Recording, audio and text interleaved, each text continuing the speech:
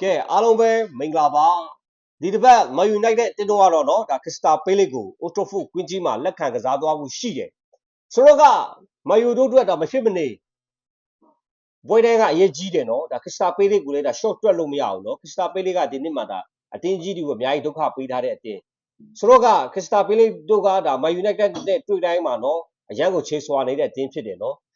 ဒါပြီးခဲ့တဲ့ဒါခရစ္စတာပေးလေးကိုတွေးဆုံမှု9နောက်ဆုံး5ချိန်ကိုကျွန်တော်တို့တစ်ချက်ကြည့်တဲ့အခါမှာနော်မန်ယူနိုက်တက်ကတစ်ချိန်ပဲနိုင်ထားတာတွေ့ရတယ်ဂျာမာတရေတစ်ချိန်3ချိန်တိုင်တိုင်ကဒါခရစ္စတာပေးလေးတို့ဒါမန်ယူအနိုင်ယူထားတာကိုကျွန်တော်တို့ဆက်လက်ပြီးတွေ့နေရတာဖြစ်တယ်ဆိုတော့ကမန်ယူတို့အတွက်တော့မခေလာပါဘူးနော်တစ်ဖက်မှာကျွန်တော်တို့ဒီနေ့ဒါ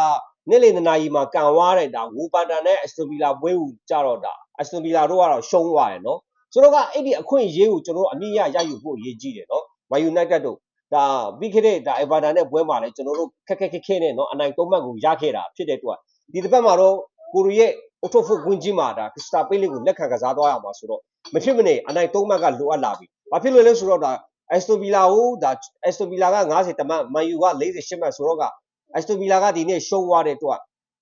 မနေ့ပြန်မန်ယူက3မှတ်ရလာတဲ့အော်တိုမက်တစ်အစစ်3ကိုတက်ရောက်နိုင်မှာဖြစ်ပါတယ်။ဘာဖြစ်လို့လဲဆိုတော့ဂိုးကွာချက်တွေကျွန်တော်တို့ဒါအများကြီးကွာနေတယ်နော်ဆိုတော့ကမန်ယူကမနေ့ပြန်တကူလေးတွင်းတာနဲ့ကူအနိုင်3မှတ်တကူပဲတွင်းယုံနေကူမန်ယူကအစစ်3ကိုဝင်ရောက်သွားမှာဖြစ်ပါတယ်တစ်ဖက်မှာချယ်ဆီကလည်းဒါအာဆင်နယ်နဲ့ကံမှာဖြစ်တဲ့အတွက်တစ်တော့ဒါချယ်ဆီတို့အတွက်လည်းမဟန်ဘူးအဲ့ဒီအခွင့်အရေးကိုမန်ယူတို့တော့အမိရယူဖို့အရေးကြီးတယ်ဒါမိုက်ကယ်ကာရီတို့ပေါ့နော်ဆိုတော့က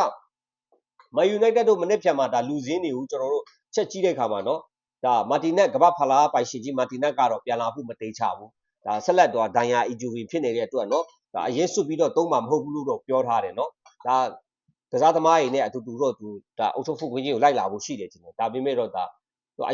အရန်လူစင်းလောက်ပါလာမလားဒါတိတ်တော့မတေချာသေးဘူးဆိုတော့ကဒါထုံးစံတိုင်းပဲဒါအရင်ဘက်မှာသုံးသွားတဲ့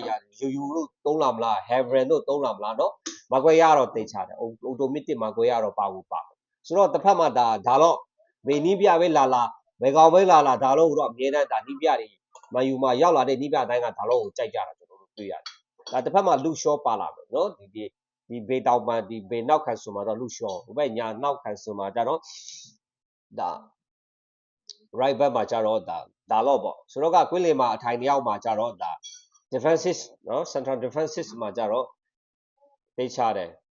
ကက်စမေရိုနဲ့မိုင်နူကတော့တိတ်ချပြီးတာတိုက်စစ်မှာပဲနည်းနည်းအပြောင်းလဲများလောက်လာမလားပေါ့နော်ဒါအာမတ်ဒီယာလိုရဲ့နေရာမှာနည်းနည်းပါဒါအပြောင်းလဲလုပ်မလားဆိုတော့ကျွန်တော်တို့တစ်ချက်စောင့်ကြည့်အောင်ပါဆိုတော့ကမန်ယူတို့အတွက်ဒါခွင့်ရိပ်တရက်ပုံဆက်လက်အပတ်တိုင်းမှာနော်အပတ်တိုင်းမှာဒါမန်ယူတို့အတွက်နော်ခွင့်ရိပ်တွေကခုပြီးတစ်ခုရနေရနော်ဒါလွန်ခဲ့တဲ့ပတ်မှာလည်းဒီလိုပဲချီစီတို့ကဒါအမတ်ရော့သွားတဲ့အတွက်ဒီအမတ်ရော့တဲ့အနေထားကိုမန်ယူတို့ကနော်ဒါအမိရယူပြီးမှချီစီကို3မှတ်ကွာဟာတဲ့အနေထားကိုကျွန်တော်တို့ပြန်လဲတစ်ဖန်ရယူနိုင်ခဲ့တယ်နော်လွန်ခဲ့တဲ့ပတ်မှာဒီတစ်ပတ်မှာကျတော့ကျွန်တော်တို့ကနော်ဒါအက်စတိုဗီလာရဲ့လစ်ဟာနေတဲ့အမတ်ကိုကျွန်တော်တို့ကရယူဖို့အရေးကြီးတယ်ဆိုတော့ကကျွန်တော်တို့ဒီတစ်ပတ်မှာရောအခွင့်အရေးများကိုဒါအမိရယူသွားမလားအက်စတိုဗီလာကိုဒါအက်စတိုဗီလာရှုံးပွဲကြုံတွေ့နေတာကိုနော်အခွင့်အရေးကိုတော့အမိရယူပြီးမှဒါစစ်သုံးကိုဝင်ရောက်သွားမလားဆိုတော့ကျွန်တော်စောင့်ကြည့်ရအောင်ပါကျွန်တော်အမြင်ရတော့ပြောမယ်ဆိုတော့တေးချတယ်ဒါအစစ်သုံးကိုဝင်ရောက်ဖို့အခွင့်အရေးရတော့ဒါမိုက်ကယ်ကာရီတို့ဒါမန်ယူတို့အနေနဲ့ကတော့အမိရယူသွားမယ်လို့ကျွန်တော်တို့ယုံကြည်တယ်ဘာဖြစ်လို့လဲဆိုတော့မန်ယူတို့ဒါလွန်ခဲ့တဲ့ဒါကန်ခဲ့တဲ့ဒီ2026နောက်ပိုင်းပွဲတွေမှာကတော့တပွဲနဲ့တပွဲမတူတဲ့ခြေစွမ်းအနေနဲ့နော်တကယ်ပဲဒါအတေကင်းကောင်တာတပေါက်နဲ့ကျွန်တော်တို့ကစားကွက်တွေပေါ့နော်ဒ